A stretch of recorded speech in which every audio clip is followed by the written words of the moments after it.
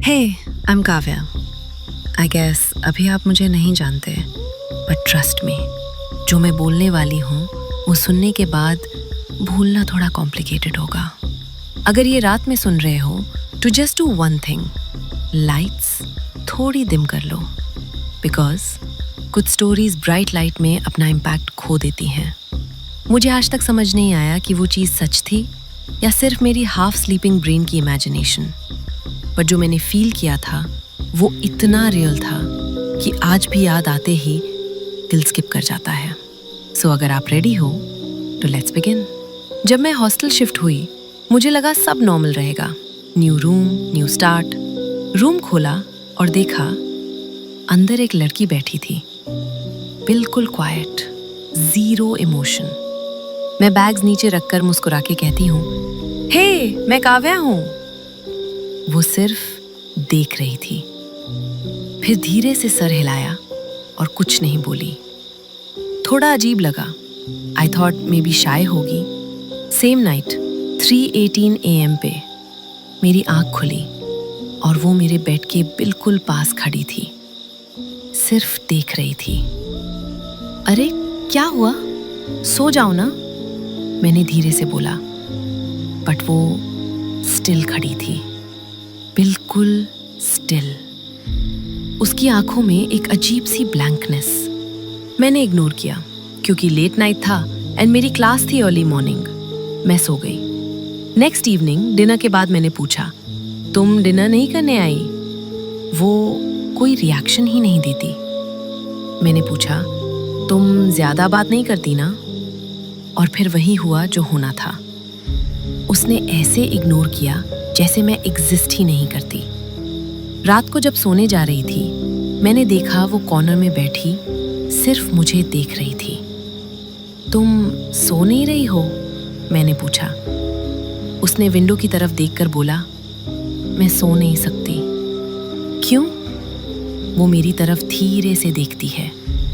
मैं सिर्फ यहाँ इस रूम को देखने आती हूँ। मैंने पूछा, इस रूम में ऐसा क्या है? वो कुछ नहीं बोलती, सिर्फ देख रही थी। मैंने सोचा कल वार्डन से डिस्कस कर लूंगी। नेक्स्ट मॉर्निंग मैं वार्डन के ऑफिस पहुंचती हूँ। मैम, मैं काव्या हूँ, प्लीज बताइए रूम 214 में मेरी रूममेट ओके तो है ना?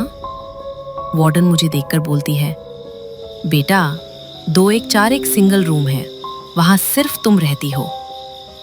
मेरी उंगलियां ठंडी पड़ गई। पर मैम, मैं उस लड़की के साथ। वार्डन फाइल दिखाती है जिसमें क्लियरली लिखा था रूम 214, काव्या, बस मेरा नाम। मैं सीधा रूम की तरफ भागी, दरवाजा खोला और वो फिर वही विंडो पे बैठी थी। एक हल्की सी स्माइल के साथ पूछती है, कहाँ गई थी तुम? मैं डर के बोलती हूँ, मैं वार्डन के पास। वो फिर से वही क्रीपी स्माइल देके पूछती है, तुमने उन्हें मेरे बारे में बताया? मैंने तुरंत बोला, ना ना नहीं, हमारी ऐसी कोई बात नहीं हुई। उस रात अराउंड 2 AM मैं लाइट ऑन करके बैठी थी, उसे देखते हुए। फटी पड़ी थी मेरी, और वो कॉर्नर में बैठकर सिर्फ मुझे देख रही थी, जैसे वेट कर रही हो। मैंने सोचा नेक्स्ट डे रूम चेंज करवा लूंगी और इसी थॉट के साथ सो गई। अराउंड 3:15 AM वो बहुत बहुत धीरे मेरे पास आई।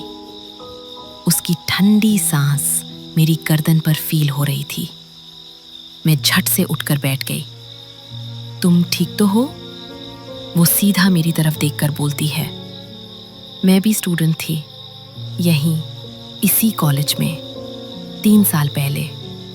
एक रात कुछ ठीक नहीं हुआ था मेरे साथ। वो विंडो की तरफ देखती है। सबको लगा मैं सो गई हूं, पर मेरी आंखें तभी से खुली हैं। मैं कुछ बोल ही नहीं पाई। फिर वो और पास आके बोलती है, सो जाओ, जिंदा लोग इतना लंबा नहीं जागते। नेक्स्ट मॉर्निंग मैं अपने बेड पर उठी। मुझे पता भी नहीं चला कब सो गई। रूम देखा, पूरा खाली, कुछ भी नहीं। मैं सीधा वार्डन के पास भागी। मैम, सच बताइए, इस रूम में कोई लड़की कोई पहले? वार्डन धीरे से बोलती है, हाँ, एक लड़की थी 3 साल पहले। उसका नाम भी काव्या ही था।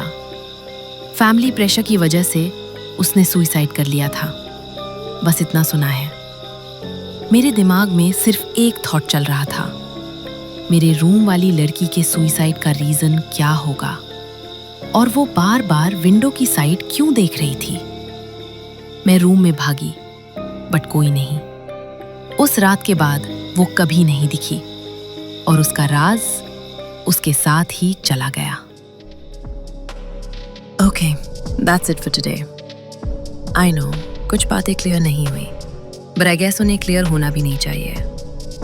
अगर तुमने अभी तक सब्सक्राइब नहीं किया तो प्लीज डू इट। मैं फिर आऊंगी एक और स्टोरी लेकर। और हाँ, कभी रात को ऐसा लगे कि कोई तुम्हें देख रहा हो, तो शायद सच में कोई हो। Be safe. See you soon with another video.